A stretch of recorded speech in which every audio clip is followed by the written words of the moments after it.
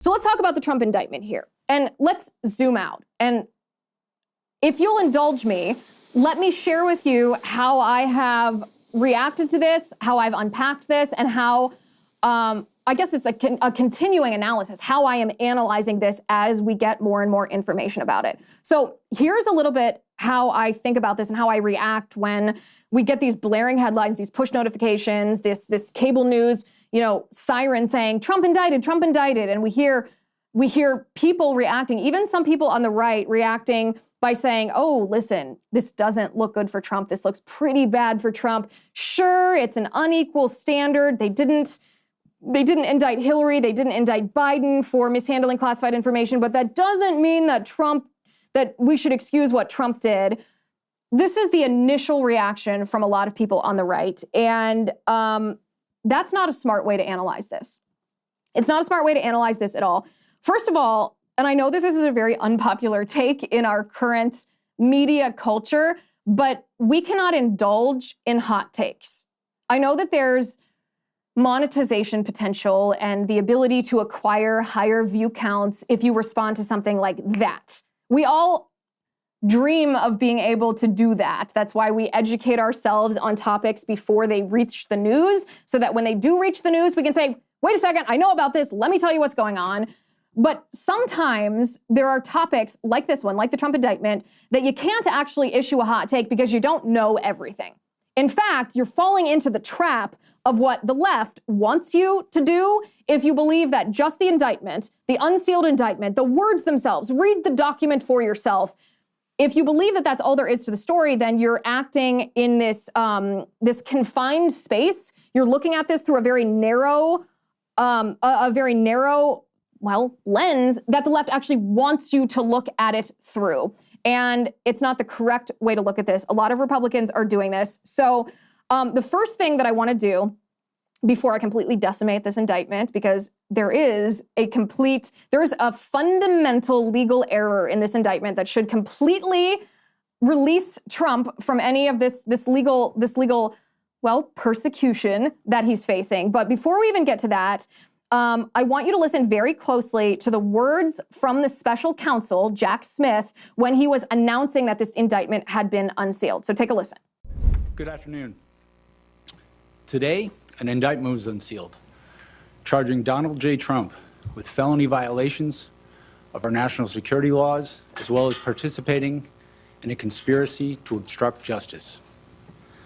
This indictment was voted by a grand jury of citizens in the Southern District of Florida.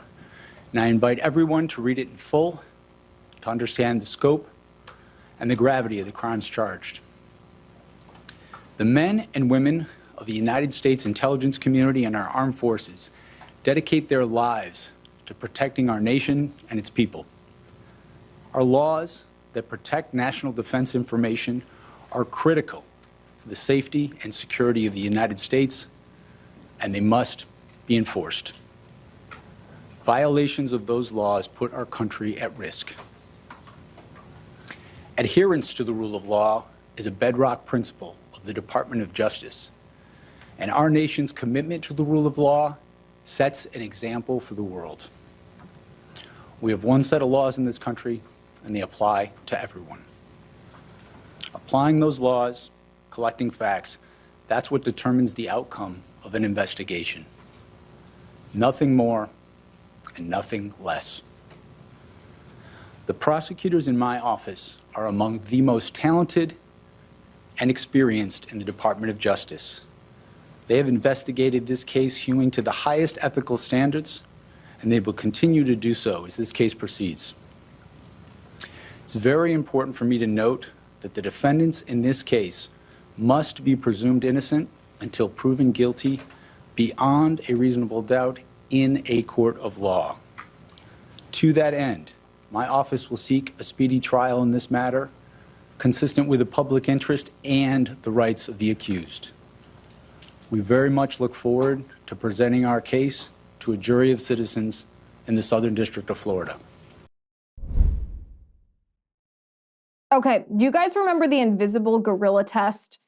That video where it's supposed to demonstrate what's called selective attention. But in this video, a viewer, such as you or I, is told, watch this video and watch a group of children bouncing a red ball back and forth. And you're supposed to keep your eye on the red ball to make sure that you keep track of who it's bounced to, who catches it, and then who they throw the red ball to. You're only supposed to keep your eye on this red ball at all times.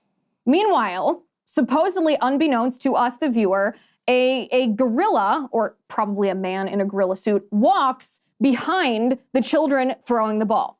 Now, the purpose of this video is a large percentage of people watching the video, because they aren't told that they're to watch out for a gorilla, they don't notice a literal gorilla walking through this scene. They are so focused on what they were told to pay attention to, they were told to pay attention to the red ball, that they don't even notice the gorilla.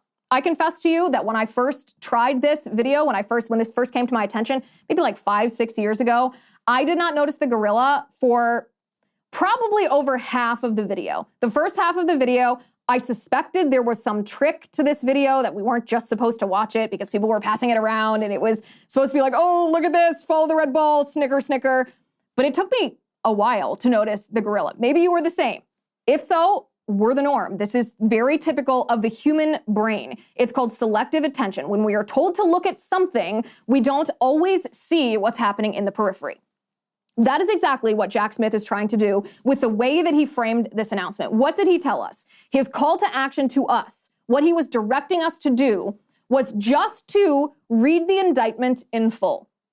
That's what he wants us to look at. That is the red ball. Look at the indictment in full, as if that paints the whole picture. He called it the full scope. I would call it his context, his contained context. He only wants us to look at the words that are in the indictment that he wrote. He's the one accusing Trump of being guilty, but he only wants us to look at what he wrote in this indictment, and he wants us to ignore the 300-pound gorilla that's walking by us. So that being said, let's take a step back.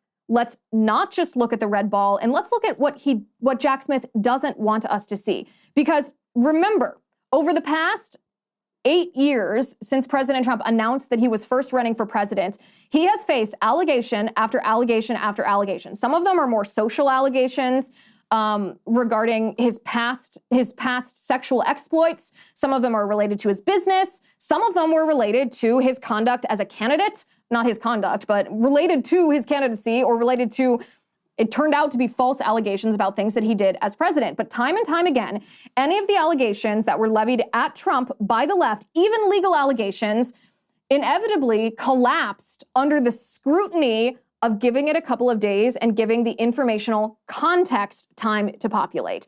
Hi guys, it's Liz Wheeler. Don't forget to watch my show, The Liz Wheeler Show, every night at 7 p.m. on the First TV.